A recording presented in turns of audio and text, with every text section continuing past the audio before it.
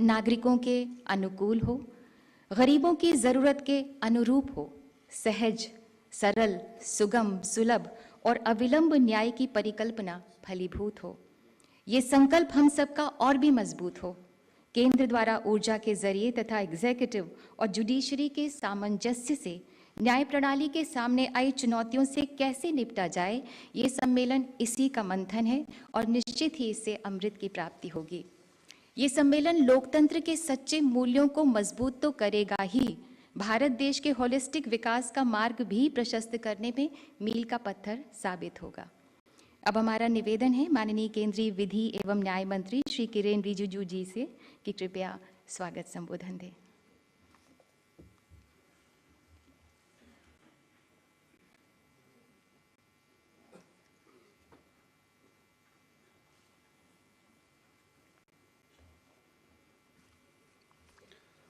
Namaskar.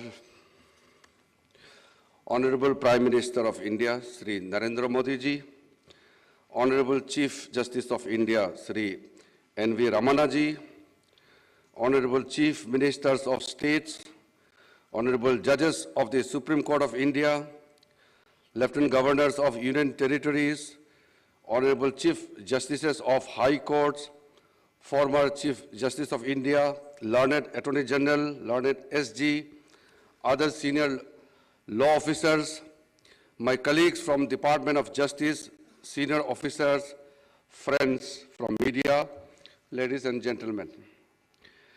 It is my honor and privilege to welcome Honorable Prime Minister to the joint conference of Chief Ministers of States and Chief Justices of High Courts, an event aimed to deliberate on ways to deliver timely, affordable, and quality justice to the citizens of this country. We are grateful to you, sir, for sparing your valuable time for this event, and we look forward to your valuable guidance. I extend a hearty welcome to Honorable Chief Justice of India to this confluence of heads of executive and judiciary. With great pleasure, I extend a warm welcome to Honorable Chief Ministers of States, Honorable Judges of Supreme Court, Lieutenant Governors of UTs, Chief Justices of High Courts, and other dignitaries. This august gathering here today is reflective of our collective commitment towards the guiding principles of this government, Sabka Saath, Sabka Vikas, Sabka Vishwas, Sabka Prayas. I am particularly energized by the presence of the Chief Ministers of the states and Chief Justices of High Courts in this conference. Your participation together can give shape and operate the idea of good governance and administration of justice. You are best placed to understand the challenges faced by the common man and measures that are needed to be adopted for enhancing access to justice in this country. This is a unique opportunity for an honest and constructive dialogue between the government and judiciary on finding concrete solutions for efficient delivery of justice. A lot was achieved in the last joint conference held in April 2016. I'm happy and encouraged to note that a lot of ground has since been covered over the last 6 years. This is all due to some praiseworthy collaboration between the executive and judiciary at both central and state levels. I'm happy to state that the centrally sponsored schemes for development of infrastructure facilities for judiciary has been extended till 2025-26 with the budgetary outlay of 9,000 crore, including the central share of 5,307 crore. The COVID pandemic has hard hit our judiciary delivery mechanism. Embarking on the Digital India vision of Honorable Prime Minister, the e-court integrated mission mode project was launched with an objective of improving access to justice using technology. Under the project, 18,735 courts across the country have been computerized. Our courts have risen to the occasion and made use of innovative information and communication technology means to keep justice system accessible to common man through e-filing of cases and hearing through video conferencing. Supreme Court has emerged as a global leader with more than 2.8 lakh virtual hearing. The high courts and district courts together have conducted nearly 1.84 crore virtual hearings. Another significant contribution under the e-court project is National Judicial Data Grid, through which lawyers and litigants can access case status information of over 20.23 crore cases and 17.22 crore orders and judgments pertaining to these courts. The data is uploaded on real-time basis by the connected courts. Yet another landmark achievement of e-courts project in the country is the setting up of virtual courts. There are 17 virtual courts functioning in 13 states and UTs, which primarily deal with petty traffic offenses. These courts have covered nearly 1.39 crore cases and realized 236.88 crore online fines. Besides being environmentally friendly, as cases are adjudicated in a paperless manner, it has led to saving of judicial manpower and added to the convenience of the citizens. An array of legislative and policy reforms have been launched to strengthen the enforcing contracts regime under the ease of doing business initiative of the government. For speedy resolution of commercial cases, the Commercial Courts Act 2015 was passed and again amended in 2018, which led to the establishment of dedicated commercial courts for the first time in Delhi, Mumbai, Kolkata, and Bengaluru, with dedicated infrastructure and exclusive judicial officers and staff. This has led to the focused attention on commercial disputes resolution and their speedy disposal. As part of the agenda of this meeting, it is proposed that in case more than 500 commercial disputes are pending, state governments may consider establishing one more dedicated commercial court for the same. In cases where the pendency is less than 500 commercial disputes, establishment of designated commercial courts may be considered to aid efficient and timely disposal of commercial cases. Emphasis has been made to promote alternative dispute resolution mechanism. The Mediation Bill 2021 is introduced in the Parliament, which is in furtherance of the endeavor of the government to provide parties to a dispute an efficacious remedy avoiding recourse to litigation. I take this opportunity to laud the efforts of NALSA in taking steps to introduce online filing of pre-institution mediation and organizing e-lok adalats, especially during pandemic. I particularly laud all the panel lawyers, paralegal volunteers under SLS, DLSS, and Taluka level state authorities for their outstanding contribution in spreading legal awareness and providing legal aid to citizens in remote corners of the country. I am very happy to inform that Department of Justice is entering into an agreement with NALSA with an aim to create a synergy between schemes, especially Telelaw and Nyay Bandhu. This agreement will facilitate expansion of telelaw services through trained lawyers in every district of the country.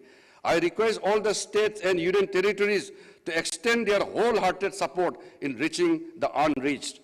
I would like to remind that in order to ensure free and fair delivery of justice, it is extremely important that court complexes work in a safe and sound environment. I request the state government to ensure adequate security to the judges and court complexes. I also urge all other officials of the courts, including the bar associations, to create a conducive and enabling environment in maintaining the decorum of the court and court complexes.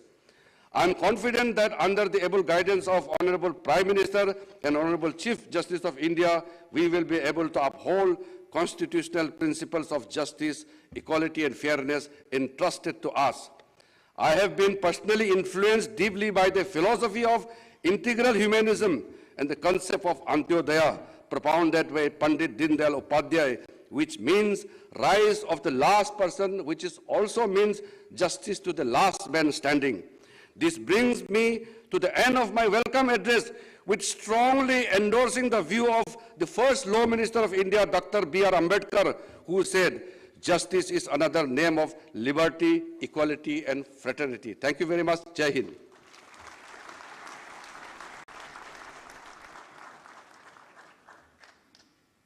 बहुत बहुत धन्यवाद माननीय आपका। और अब हमारा विनम्र आग्रह है honourable Chief justice of India Justice Shri N V. Ramana ji आपसे कि कृपया अपने विचार प्रस्तुत करें।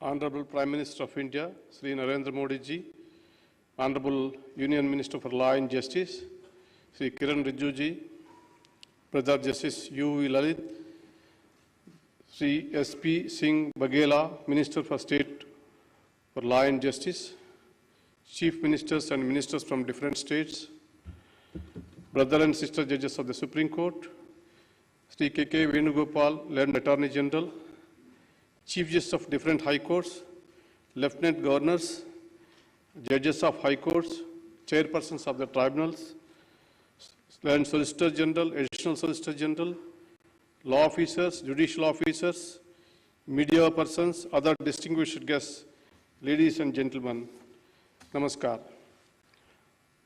I am very happy to be taking part in the 11th Joint Conference of Chief Ministers and Chief Justices for two reasons. Firstly, because we are meeting after 6 long years. Secondly, amongst the public representatives, this is an opportunity for us to learn from your rich experience, knowledge, and wisdom that you have acquired in public life. You are the live link with the people. In your own way, each of one of you is a great opinion builder. Those in public life often come across the grievances of people, including those relating to the judiciary. You are the best placed to enlighten us about the expectations of the people. It is your experience in the field that is going to help us to understand ground realities. I am eagerly looking forward to collaborating with you in identifying and addressing the existing challenges to improve the functioning of the judiciary. All of us are constitutional functionaries, and we abide by the constitutional mandate. The role assigned to each of us needs no reiteration. The Constitution provides for separation of powers between the three organs, clearly outlining their sphere of functioning, delineating their power and responsibilities. It is the harmonious and coordinated functioning among the three organs of the state that has preserved and strengthened the democratic foundation of this great nation over the last 7 decades. While discharging our duties, we all must be mindful of the Lakshmana Rekha. The judiciary would never come in the way of governance if it is in accordance with law. We share your anxiety and concern regarding the welfare of the people. However, at the head of the judiciary, Indian judiciary, I shall attempt to present a broader picture about the judiciary as a whole and highlight the issues that are affecting the system. The 140 crore strong population of the world's largest democracy is bound to test its judiciary. No other constitutional court in the world hears such a wide range of issues in which large number. The situation was foreseen by the first Chief Justice of India, Justice Hiralal Kanya, who had once said, I quote, "This court would be called upon to discharge its duties as perhaps no other court has so far been called upon to do so," unquote. I would like to begin with the identifying few contributing factors for docket explosion in the Indian scenario. If a Tahsildar acts upon a grievance of a farmer regarding land survey or a ration card, the farmer would not think of approaching the court. If a municipal authority or a Gram Panchayat discharges its duty properly, the citizens need not look to courts. If revenue authorities acquired land through due process of law, the courts would not be burdened by land disputes. Apparently, these cases account to 66% of pendency. It is beyond my understanding as to why interdepartmental disputes of the governments or fights between public sector undertakings and the governments end up in courts. If service laws are applied fairly in matters of seniority, pension, and so on, no employee will be compelled to go to courts. It is well known and acknowledged fact that government are the biggest litigants. According to the statistics, it is nearly 50% of the cases. If police investigates properly, fairly, if illegal arrests and custodial torture comes to an end, then no victim will have to approach the courts. Abiding by law and constitution is the key to good governance. However, this is often ignored. The opinions of law departments are not sought in the rush to implement executive decisions. Lack of people, special public prosecutors and standing counsels and the government pleaders in courts is one of the major concerns which needs urgent remedy. The decisions of the court are not implemented by governments for years together. The resultant contempt petitions are a new category of burden on the courts, which is a direct result of defiance by governments. Deliberate inaction by the governments, despite judicial pronouncements, are not good for the health of democracy. The judiciary is also confronted with the issues of the executive, willingly transferring the burden of decision-making to it.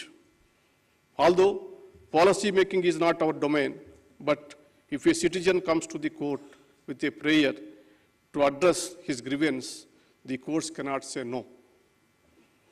At times, ambiguities in legislation also add to existing legal issues. If the legislature passes a law with clarity of thought, foresight, and with people's welfare in mind, the scope of litigation gets minimized. The legislature is expected to solicit the views of the public and debate the bills clause by clause, threadbare, before enacting a law. When I expressed concern about the passing of laws without much legislative scrutiny on the 15th August last year, I was misunderstood by some quarters. Let there be no doubt, I have the highest regard for the legislature and the elected representatives. I value the role played by each of them in our democracy, right from a ward member to a member of parliament. I was merely pointing towards certain deficiencies.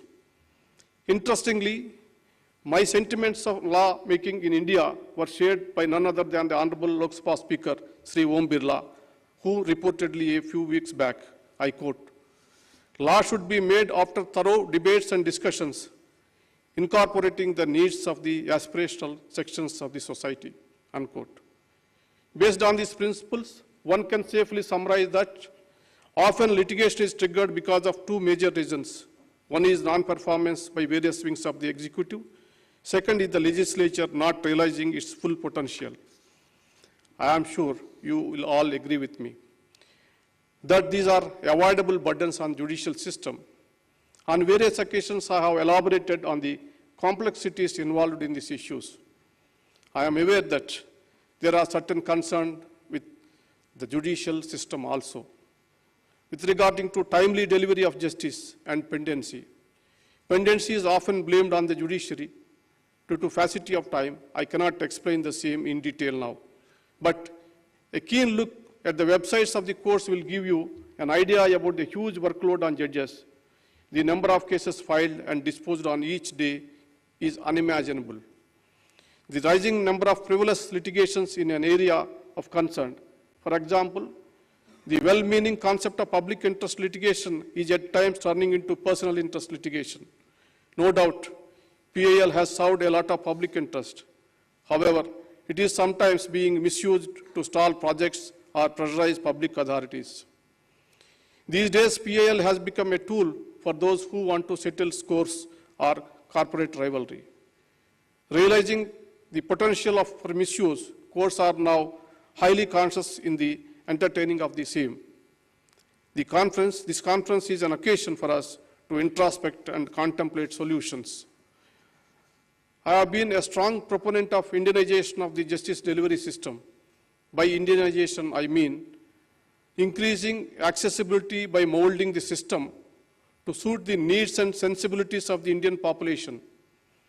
It is a multi-dimensional concept. It calls for inclusivity, providing access to justice, removal of language barriers, reforms in practice and procedure, development of infrastructure, filling up of vacancies, augmenting the strength of the judiciary, and so on. I am of the firm belief that judicial infrastructure, both in terms of personal and physical infrastructure, needs urgent attention.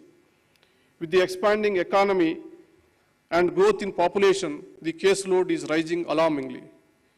There is severe gap between the existing infrastructure and the projected justice needs of the people. The environment of some courts, in some district courts, is such even lady advocates feel apprehensive about entering courtrooms, let alone female clients. Courts, being temples of justice, should be welcoming and carry the requisite dignity and aura. To standardize and improve judicial infrastructure, I have been focusing on the creation of a special purpose vehicles, namely National Judicial Infrastructure Authority and the State Judicial Infrastructure Authorities in the lines of NALSA and SALSA. Let me make it very clear, this is not about funds. I must acknowledge that the Union government has been making reasonably budgetary allocations through its centrally sponsored schemes for this purpose. The data since the inception of the scheme since 1993 to 94 suggests that allocated funds remain underutilized due to procedural difficulties. The time has come to move on from the present ad hoc committees to more streamlined, accountable, and organized structure. I want to dispel apprehensions emerging from certain sections on this proposal. The proposed authorities are not aimed at usurping the powers of any government. The proposed authorities will have representation from all the stakeholders. It must, however, be acknowledged that it is the judiciary which understands best its own needs and requirements. Hence, the present proposal aims to bring infrastructure development under the supervision of special purpose vehicles to be headed by the respective Chief Justices and involve the representatives of central and state governments. Another important factor in promoting access to justice is filling up of the vacancies, increasing and sanction strength of judges. Yesterday, at the Supreme Court Bar Association event, the learned Attorney General Sri K.K. Venugopal also highlighted the issue of vacancies and pendency, expressing concern about the large number of vacancies at different levels in the judiciary. He said, I quote, "How do you expect that we would be able to even make a dent in the pendency of cases?" Unquote. As on today, out of 1,104 sanctioned posts of High Court judges, there are 388 vacancies. From day one, it has been my endeavor to fill up judicial vacancies. We have made 180 recommendations for appointing in various courts during the last 1 year. Out of this, 126 appointments has been made. I thank the Government of India for clearing the names. However, 50 proposals are still waiting for approval. The High Courts have sent 100 names, which is yet to reach us. The data reveals the earnest efforts being made by the judiciary to fill the vacancies. I would like to urge the Honorable Chief Ministers to extend wholehearted cooperation to the Chief Justices in their endeavor to strengthen the district judiciary. When we last met in 2016, the sanction strength of judicial officers in the country was 20,811. Now it is 24,112, which is an increase of 16% in 6 years. On the other hand, in the corresponding period, pendency in district courts have gone up 2 crores 65 lakhs to 4 crores 11 lakhs, which is an increase 54.64%. This data shows how inadequate the increase in the sanction strength is. Unless the foundation is strong, the structure cannot be sustained. Please be generous in creating more posts and filling the vacancies so that our judge population ratio is comparable to advanced democracies. As for sanction strength, we have just around 20 judges for 10 lakh population, which is alarming. Another important aspect of Indianization is inclusivity. The judiciary as well as Every other institution of our democracy must mirror the social and geographical diversity of the country. I am receiving many representations for introducing local languages in the proceedings before the High Court. I think the time has come now to revisit the demand and take to its logical conclusion. The practice of law before constitutional court should be based on one's intelligence and understanding of law and not mere proficiency in language. The concept of access to justice in India is much broader than simply providing lawyers for representation before courts. I am proud to state that India has one of the best free legal aid services in the entire world. Under the able leadership of Brother Justice Lalit, legal services authorities are doing a tremendous job. I thank the Government of India and other state governments providing active support in this area. Brother Justice Kanvilkar is contributing immensely, strengthening the Supreme Court legal service by deploying modern technology.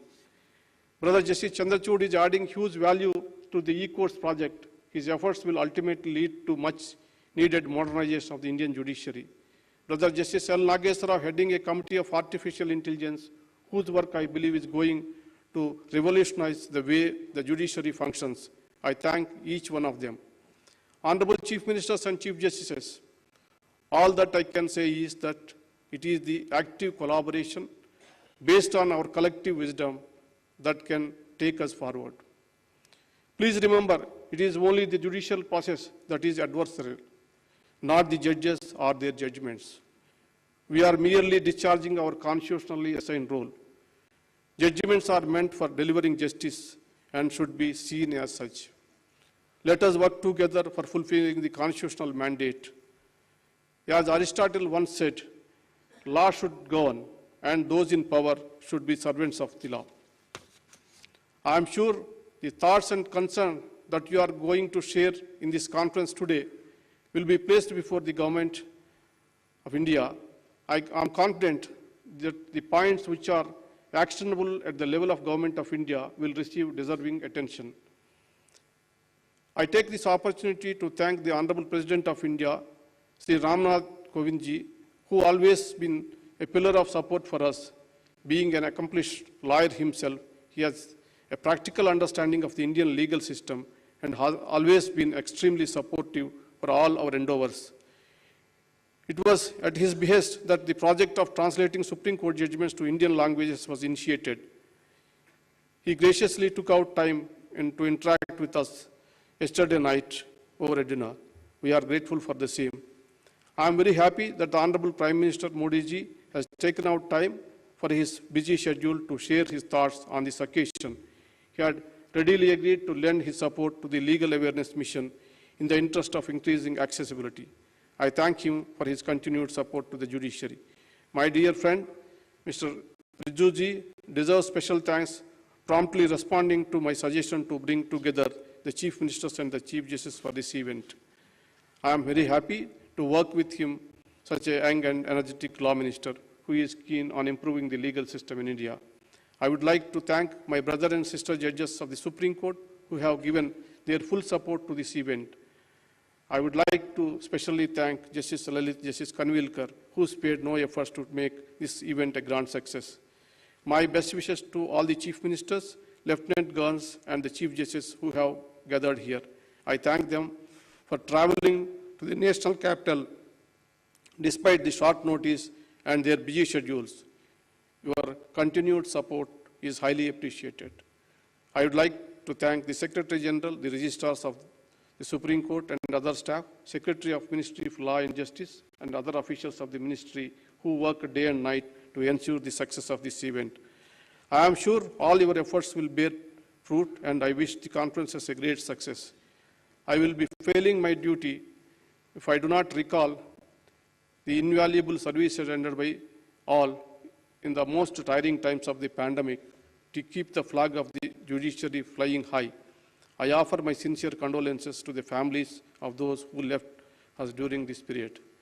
Before I end, I would like to quote a few words of Mahatma Gandhi.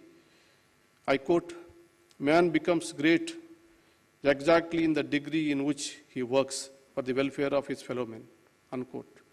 It is in this spirit that we must strive to achieve the highest degree of greatness for our institutions. This is the befitting tribute that we can pay to our freedom fighters in these 75 years of the independence. Thank you very much for giving this opportunity.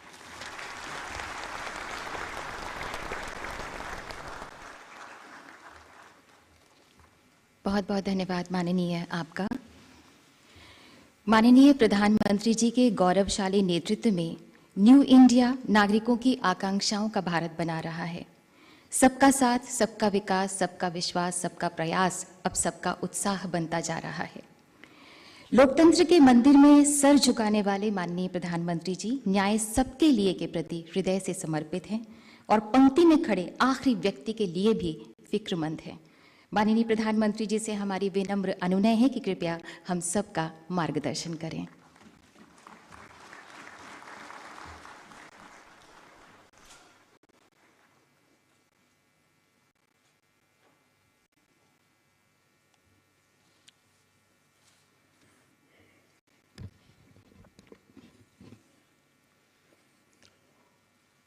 Honorable Chief Justice of India, Sri N.V. Ramana ji, Justice Shri U Lalit ji, देश के कानून मंत्री श्री किरण रिजिजू जी, राज्य मंत्री professor S.P. Singh Baghel ji, राज्यों के सभी आदरणीय मुख्यमंत्रीगण, lieutenant governors of UTs, honourable जजेस of the Supreme Court of India, chief justice of high courts, distinguished guests, उपस्थित अन्य सभी महानुभाव, देवी और सज्जनों,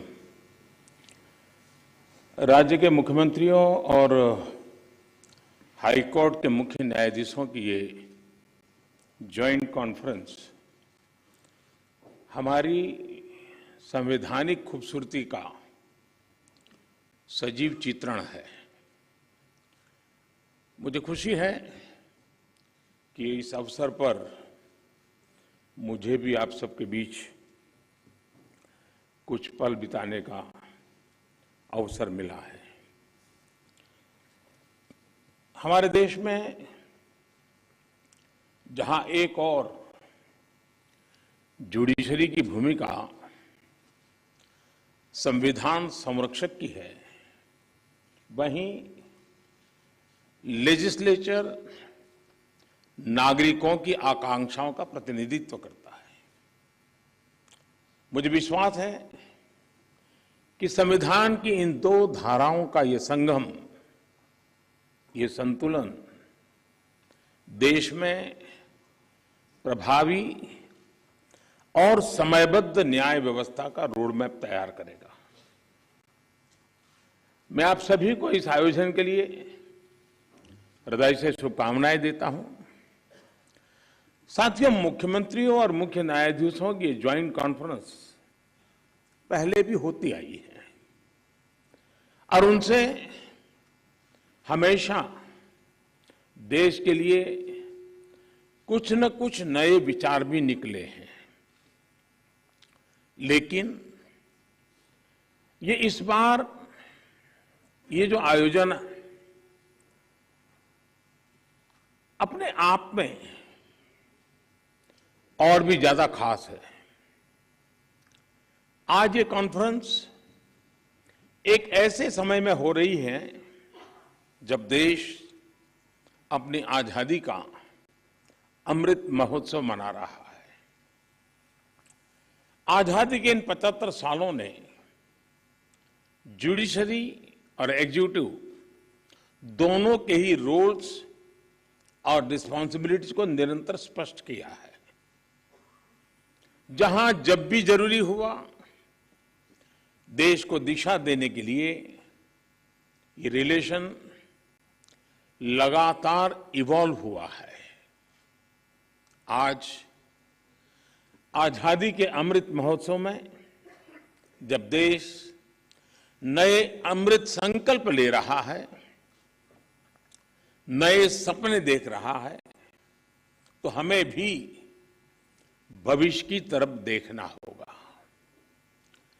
2047 में जब देश अपनी आजादी के 100 साल पूरे करेगा, तब हम देश में कैसी न्याय व्यवस्था देखना चाहेंगे। हम किस तरह अपने जुडिशियल सिस्टम को इतना समर्थ बनाएं कि वो 2047 के भारत की आकांक्षाओं को पूरा कर सके, उन पर खरा उतर सके। ये प्रश्न आज हमारी प्राथमिकता होना चाहिए। अमृत काल में हमारा विजन एक ऐसी न्याय व्यवस्था का होना चाहिए जिसमें न्याय सुलभ हो, न्याय त्वरित हो और न्याय सबके लिए हो। साथियों, देश में न्याय की देरी को कम करने के लिए सरकार अपने स्तर से हर संभव प्रयास कर रही है। हम जुडिशियल स्ट्रेंथ को बढ़ाने के लिए प्रयास कर रहे हैं। जुडिशियल इंफ्रास्ट्रक्चर को बेहतर करने की कोशिश चल रही है। केस मैनेजमेंट के लिए आईसीटी के इस्तेमाल की शुरुआत भी की गई है। सबऑर्डिनेट कोर्ट्स और डिस्ट्रिक्ट कोर्ट से लेकर हाई कोर्ट तक वैकेंसीज को भरने के लिए भी प्रयास हो रहे हैं। साथ ही जुडिशियल इंफ्रास्ट्रक्चर को मजबूत करने के लिए भी देश में व्यापक काम हो रहा है। इसमें राज्यों की भी बहुत बड़ी भूमिका है। साथियों, आज पूरी दुनिया में नागरिकों के अधिकार के लिए, उनके सशक्तिकरण के लिए टेक्नोलॉजी एक इंपॉर्टेंट टूल बन चुकी है। हमारे जुडिशियल सिस्टम में भी टेक्नोलॉजी की संभावनाओं से आप सब परिचित हैं। हमारे ऑनरेबल जजेस समय समय पर इस विषय में विमर्श को आगे भी बढ़ाते रहे हैं। भारत सरकार भी जुडिशियल सिस्टम में टेक्नोलॉजी की संभावनाओं को डिजिटल इंडिया मिशन का एक जरूरी हिस्सा मानती है। उदाहरण के तौर पर ई कोर्ट्स प्रोजेक्ट को आज मिशन मोड में इंप्लीमेंट किया जा रहा है। सुप्रीम कोर्ट ई कमेटी के मार्गदर्शन में जुडिशियल सिस्टम में टेक्नोलॉजी इंटीग्रेशन और डिजिटाइजेशन का काम तेजी से आगे बढ़ रहा है। मैं यहां उपस्थित सभी मुख्यमंत्रियों और हाईकोर्ट के सभी चीफ जस्टिस से भी आग्रह करूंगा कि इस अभियान को विशेष महत्व दें, इसे आगे बढ़ाएं। डिजिटल इंडिया के साथ जुडिशरी का ये इंटीग्रेशन आज देश के सामान्य मानवी की अपेक्षा भी बन गई है। आप देखिए, आज कुछ साल पहले डिजिटल ट्रांजैक्शन को हमारे देश के लिए असंभव माना जाता था। लोगों को लगता था, लोग शक करते थे, अरे ये हमारे देश में कैसे हो सकता है। और ये भी सोचा जाता है इसका स्कोप केवल शहरों तक ही सीमित रह सकता है, उससे आगे बढ़ नहीं सकता है। लेकिन आज छोटे कस्बों और यहां तक गांवों में भी डिजिटल ट्रांजैक्शन आम बात होने लगी है। ये पूरे विश्व में पिछले साल जितने डिजिटल ट्रांजैक्शन हुए, उसमें से 40% डिजिटल ट्रांजैक्शन भारत में हुए हैं।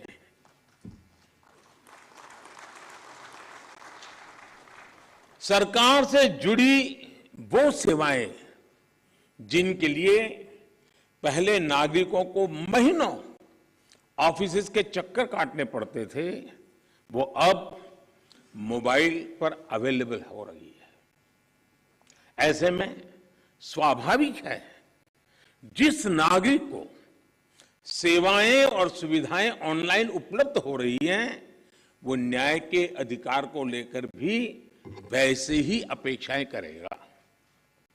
साथियों, आज जब हम टेक्नोलॉजी और फ्यूचरिस्टिक अप्रोच की बात कर रहे हैं, तो इसका एक important aspect tech friendly human resources भी है। टेक्नोलॉजी आज युवाओं के जीवन का स्वाभाविक हिस्सा है। यह हमें सुनिश्चित करना है कि युवाओं की एक्सपर्टाइज, उनकी प्रोफेशनल स्ट्रेंथ कैसे बने। आजकल कई देशों में लॉ यूनिवर्सिटीज में blockchains, electronic discovery, cyber security, robotics, artificial intelligence और बायो एथिक्स जैसे विषय पढ़ाए जा रहे हैं। हमारे देश में भी legal education in international standard के मुताबिक हो, ये हम सब की जिम्मेदारी है। इसके लिए हमें मिलकर प्रयास करने होंगे। साथियों, हमारे शास्त्रों में कहा गया है, न्यायमूलम स्वराज्यम स्यात्, अर्थात किसी भी देश में स्वराज का आधार न्याय होता है। इसलिए न्याय जनता से जुड़ा होना चाहिए, जनता की भाषा में होना चाहिए। जब तक न्याय के आधार को सामान्य मानवी नहीं समझता, उसके लिए न्याय और राजकीय आदेश में बहुत फर्क नहीं होता है। मैं इन दिनों सरकार में एक विषय पे थोड़ा दिमाग खपा रहा हूं। दुनिया के कई देश ऐसे हैं कि जहां कानून बनाते हैं तो एक तो लीगल टर्मिनोलॉजी में कानून होता है, लेकिन उसके साथ एक और कानून का रूप भी रखा जाता है जो लोक भाषा में होता है, सामान्य मानवी की भाषा में होता है, और दोनों मान्य होते हैं। और उसके कारण सामान्य मानवी को कानूनी चीजों को समझने में न्याय के दरवाजे खटखटाने की जरूरत नहीं पड़ती है। हम कोशिश कर रहे हैं कि आने वाले दिनों में हमारे देश में भी कानून एक पूरी तरह लीगल टर्मिनोलॉजी हो, लेकिन साथ साथ वही बात सामान्य व्यक्ति की समझ में आए उस भाषा में, और वो भी दोनों एक साथ असेंबली में या पार्लियामेंट में पारित हो, ताकि आगे चल करके सामान्य मानवी उसके आधार पर अपनी बात रख सकता है। दुनिया के कई देशों में ये परंपरा है। अभी मैंने एक टोली बनाई है, वो उसका अध्ययन कर रही है। साथियों, हमारे देश में आज भी हाई कोर्ट्स और सुप्रीम कोर्ट की सारी कार्यवाही इंग्लिश में होती है, और मुझे अच्छा लगा सीजेआई ने स्वयं ने इस विषय को स्पर्श किया। तो कल अखबारों को पॉजिटिव खबर का अवसर तो मिलेगा अगर उठा ले तो।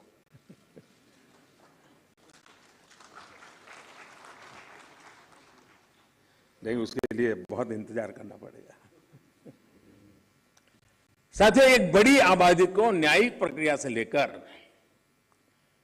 फैसलों तक को समझना मुश्किल होता है। हमें इस व्यवस्था को सरल और आम जनता के लिए ग्राह्य बनाने की जरूरत है। हमें कोर्ट्स में स्थानीय भाषाओं को प्रोत्साहन देने की जरूरत है। इससे देश के सामान्य नागरिकों का न्याय प्रणाली में भरोसा बढ़ेगा, वो उससे जुड़ा हुआ महसूस करेगा। अब इन समय हम एक कोशिश कर रहे हैं कि टेक्निकल एजुकेशन और मेडिकल एजुकेशन मातृभाषा में क्यों नहीं होना चाहिए। हमारे बच्चे जो बाहर जाते हैं, दुनिया की वो भाषा कोशिश करते हैं पढ़ करके फिर मेडिकल कॉलेज की, तो हम हमारे देश में कर सकते हैं। और मुझे खुशी है कई राज्यों ने मातृभाषा में टेक्निकल एजुकेशन, मेडिकल एजुकेशन के लिए कुछ इनिशिएटिव लिए हैं। तो आगे चल करके उसके कारण गांव का गरीब का बच्चा भी जो भाषा के कारण रुकावटें महसूस करता है, उसके लिए सारे रास्ते खुल जाएंगे। और ये भी तो एक बड़ा न्याय है, ये भी एक सामाजिक न्याय है। सामाजिक न्याय के लिए न्यायपालिका के तराजू तक जाने की जरूरत नहीं होती है। सामाजिक न्याय के लिए कभी भाषा भी बहुत बड़ा कारण बन सकती है। साथियों, एक गंभीर विषय सामान्य आदमी के लिए कानून की पेचीदगियां भी है। 2015 में हमने करीब 1800 ऐसे कानूनों को चिन्हित किया था जो अप्रासंगिक हो चुके थे। इनमें से जो केंद्र के कानून थे, ऐसे 1450 कानूनों को, 1450 कानूनों को हमने खत्म किया। लेकिन राज्यों की तरफ से केवल 75 कानून ही खत्म किए गए हैं। मैं आज सब आदरणीय मुख्यमंत्रीगण यहां बैठे हैं, मैं आपसे बहुत आग्रह करता हूं कि अपने राज्य के नागरिकों के अधिकारों के लिए, उनकी ईज ऑफ लिविंग के लिए आपके यहां भी ये कानूनों का इतना बड़ा जाल बना हुआ है, कालबाह्य कानूनों में लोग फंसे पड़े हैं, उन कानूनों को निरस्त करने की दिशा में आप कदम उठाइए, लोग बहुत आशीर्वाद देंगे जी। साथियों, न्यायिक सुधार केवल एक नीतिगत विषय या पॉलिसी मैटर ही नहीं है। देश में लंबित करोड़ों केसेस के लिए पॉलिसी से लेकर टेक्नोलॉजी तक हर संभव प्रयास देश में हो रहे हैं और हमने बार बार इसकी चर्चा भी की है। इस कॉन्फ्रेंस में भी आप सब एक्सपर्ट्स इस विषय पर विस्तार से बात करेंगे ही, ये मुझे पर विश्वास है। और मैं शायद बहुत लंबे अरसे तक इस मीटिंग में बैठा हुआ हूं, शायद जजेस को ऐसी मीटिंग में आने का जितना अवसर मिला होगा उससे ज्यादा मुझे मिला है, क्योंकि मैं कई वर्षों तक मुख्यमंत्री के रूप में इस कॉन्फ्रेंस में आता रहता था। अब यहां बैठना मौका आ गया है तो यहां से आता रहता हूं, तो एक प्रकार से मैं इस महफिल में सीनियर हूं।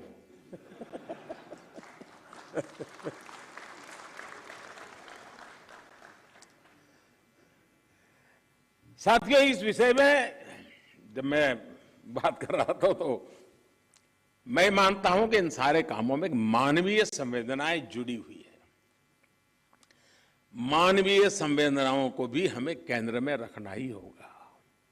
आज देश में करीब 3.5 लाख प्रिजनर्स ऐसे हैं जो अंडर ट्रायल है और जेल में है। इनमें से अधिकांश लोग गरीब या सामान्य परिवारों से। हर जिले में डिस्ट्रिक्ट जज की अध्यक्षता में एक कमेटी होती है ताकि इन केसेस की समीक्षा हो सके, जहां संभव हो बेल पर उन्हें रिहा किया जा सके।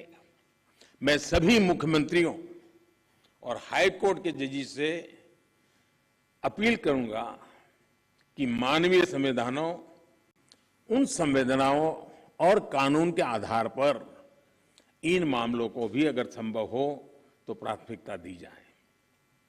इसी तरह न्यायालयों में और खासकर स्थानीय स्तर पर लंबित मामलों के समाधान के लिए मध्यस्थता, मीडिएशन भी एक महत्वपूर्ण जरिया है। हमारे समाज में तो मध्यस्थता के जरिए विवादों के समाधान की हजारों साल पुरानी परंपरा है। आपसी सहमति और परस्पर भागीदारी, ये न्याय की अपनी एक अलग मानवीय अवधारणा है। अगर हम देखें तो हमारे समाज का वो स्वभाव कहीं ना कहीं अभी भी बना हुआ है। हमने हमारी उन परंपराओं को खोया नहीं है। हमें इस लोकतांत्रिक व्यवस्था को मजबूत बनाने की जरूरत है। और जैसे चीफ साहब ने ललित जी की तारीफ की, मैं भी करना चाहूंगा। उन्होंने पूरे देश में भ्रमण किया, हर राज्य में गए इस काम के लिए, और सबसे बड़ी बात है कोरोना काल में गए। साथियों, मामलों का कम समय में समाधान भी होता है, न्यायालयों का बोझ भी कम होता है और सोशल फैब्रिक भी सुरक्षित रहता है। हमने इसी सोच के साथ संसद में मीडिएशन बिल को भी एक अम्ब्रेला लेजिस्लेशन के रूप में भी पेश किया है। अपनी रीच लीगल एक्सपर्टाइज के साथ हम मीडिएशन से सॉल्यूशन की विधा में ग्लोबल लीडर बन सकते हैं। हम पूरी दुनिया के सामने एक मॉडल पेश कर सकते हैं। मुझे पूरा भरोसा है कि प्राचीन मानवीय मूल्यों और आधुनिक अप्रोच के साथ इस कॉन्फ्रेंस में ऐसे सभी विषयों पर आप सब विद्वज्जन विस्तार से चर्चा करके, मंथन करके उस अमृत को लाओगे जो शायद आने वाली पीढ़ियों तक काम आएगा। इस कॉन्फ्रेंस में जो नए आइडिया निकलेंगे, जो नए निष्कर्ष निकलेंगे, वो नए भारत की आकांक्षाओं को पूरा करने का माध्यम बनेंगे। इसी विश्वास के साथ मैं फिर एक बार आप सबके मार्गदर्शन के लिए मैं आपका आभारी हूं और मैं सरकार की तरफ से ये विश्वास दिलाता हूं कि देश के न्याय व्यवस्था के लिए सरकारों ने जो करना होगा, चाहे राज्य सरकार हो, केंद्र सरकार हो, वो भरसक प्रयास करेगी ताकि हम सब मिल करके देश के कोटि कोटि नागरिकों की आशा अपेक्षाओं को पूर्ण कर सके और 2047 में देश जब आजादी के 100 साल मनाए तब हम न्याय के क्षेत्र में भी और अधिक गौरव के साथ, और अधिक सम्मान के साथ, और अधिक संतोष के साथ आगे बढ़े। यही मेरी बहुत बहुत शुभकामना है। बहुत बहुत धन्यवाद।